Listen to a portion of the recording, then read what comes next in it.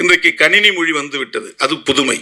கணினிக்கு ஏற்ப தமிழ் தன்னை தகவமைத்துக் கொண்டிருக்கிறது. அந்த அளவுக்கான செறிவை பெற்றிருப்பதால், செம்மை அடைந்திருப்பதால் அது செம்மொழி. செம்மை அடைந்திருப்பது என்றால் செழுமை அடைந்திருப்பது என்று பொருள். செழுமை உருவதைத்தான் செம்மை உருவது என்று நாம் சொல்லுகிறோம். செம்மையுற்ற ஒரு மொழி, எல்லா வளங்களையும் கொண்ட செம்மையுற்ற மொழி, அதனால் இது செம்மொழி. செம்மொழி என்பது சிவப்பு மொழி அல்ல.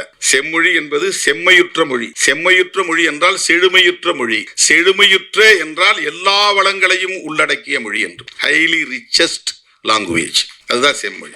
கிளாசிக்கல் லாங்குவேஜ் என்று சொல்வார்கள்.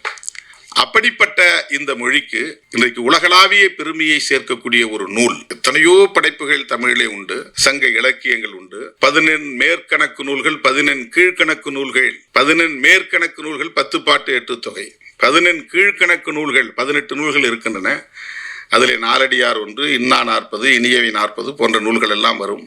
அதிலே ஒன்று திருக்குறள். இத்தனை நூல்கள் தமிழுக்கு சிறப்பு சேர்க்கிற, பெருமை சேர்க்கிற, பல்வேறு கருத்தியலை கொண்டிருக்கிற, கோட்பாடுகளை கொண்டிருக்கிற, தமிழர்களின் மாண்பை பறைசாற்றுகிற எத்தனை படைப்புகள் இருந்தாலும் அந்த 18 கீழ்கணக்கு நூல்களிலே திருக்குறள் மட்டும்தான் உலகளாவிய நூற்றுக்கணக்கான மொழிகளில் மொழியாக்கம் செய்யப்பட்டிருக்கிறது.